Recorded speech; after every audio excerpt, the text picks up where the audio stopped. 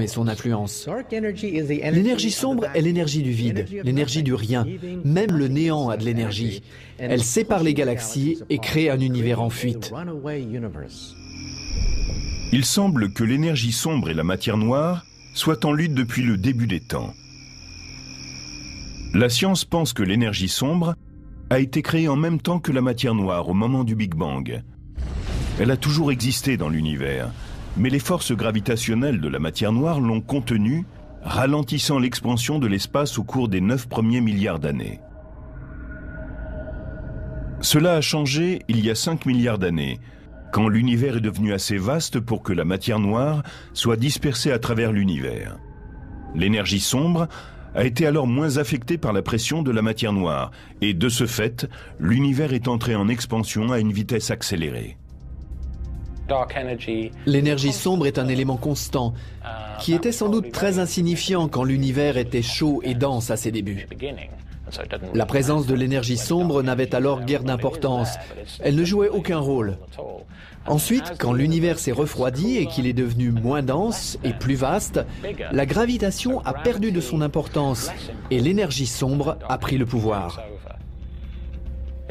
C'est une propriété de l'espace que nous ne comprenons pas entièrement.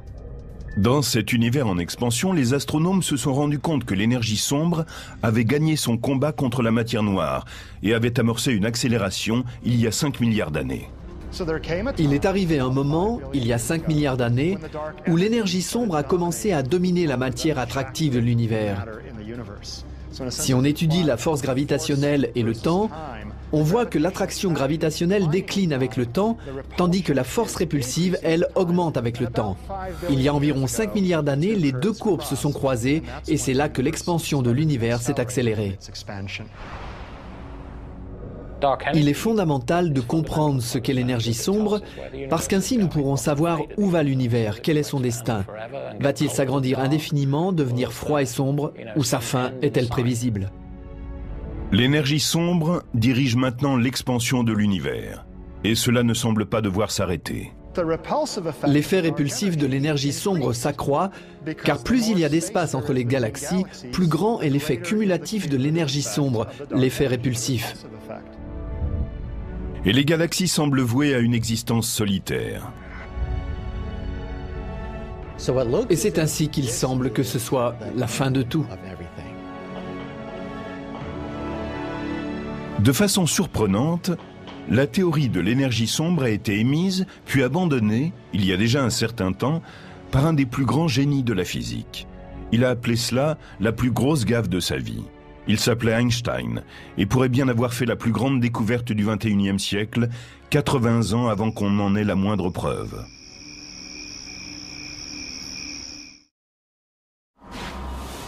Aujourd'hui, les scientifiques savent que l'énergie sombre crée et développe l'espace.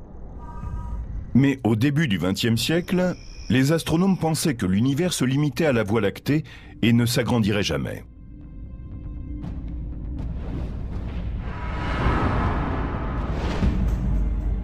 Einstein venait juste de concevoir sa théorie de la relativité et il décida de la tester sur l'univers statique. Malgré tous ses efforts, il ne réussit pas à accorder son équation à l'univers statique. Ses calculs ont toutefois montré que l'univers doit soit s'agrandir, soit se contracter.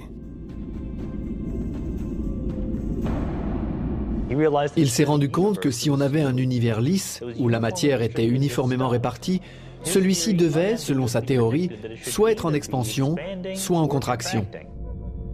Ainsi, Einstein a proposé une énergie répulsive qui maintiendrait l'univers en équilibre avec la force attractive de la gravitation. Il a appelé constante cosmologique cette énergie constante qui assurerait l'équilibre de l'univers. Il a introduit la constante cosmologique ou l'énergie sombre pour que l'univers reste statique. Quand Hubble a annoncé que l'univers était en expansion, la théorie de constante cosmologique d'Einstein a semblé erronée et il a déclaré que c'était la plus grosse gaffe de sa vie. Il s'avère aujourd'hui que l'énergie sombre, concept qu'il avait abandonné dans les années 20, est en fait la force dominante qui écartèle l'univers. Cette fameuse gaffe d'Einstein nous apprendra peut-être si notre univers doit périr par le feu ou la glace. Et le pari est qu'il mourra dans la glace. En tentant d'observer le comportement de l'univers, Einstein avait posé, mais de façon erronée, l'existence d'une énergie sombre qui constituerait tout l'univers. La quantité globale de matière ordinaire et de matière noire ne suffit pas à expliquer la courbure dans l'espace que nous avons observée. Comme lorsqu'on regarde l'horizon sur Terre, l'univers est tellement vaste que la courbure de l'espace apparaît plate. Si on ajoute la matière ordinaire, la matière noire et l'énergie sombre, on obtient une prévision pour la courbure de l'espace. Et il s'avère qu'on tombe en plein dans le mille. On a trouvé la bonne réponse. Aujourd'hui, les données satellites ont révélé que 73% de la matière-énergie contenue dans l'univers était de l'énergie sombre.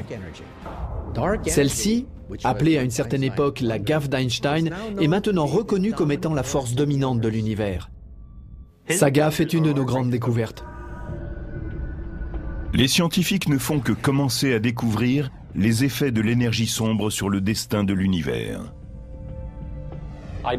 Idéalement, nous aimerions mesurer comment agit l'énergie sombre quand l'univers vieillit. Si l'énergie sombre en arrive à dominer complètement la matière noire, l'univers entrera dans une étape d'expansion exponentielle. Pour une unité de temps donnée, il doublera de taille. Et à moins que l'énergie sombre ne change un jour et devienne attractive sur le plan gravitationnel, le destin de l'univers est de se développer de plus en plus vite avec le temps. Si l'énergie du vide dirige l'accélération de l'univers, nous ne comprenons pas pourquoi elle existe en telle quantité. C'est une des questions les plus importantes que la physique théorique doit résoudre aujourd'hui. Dans des milliers de milliards d'années, nous serons très seuls.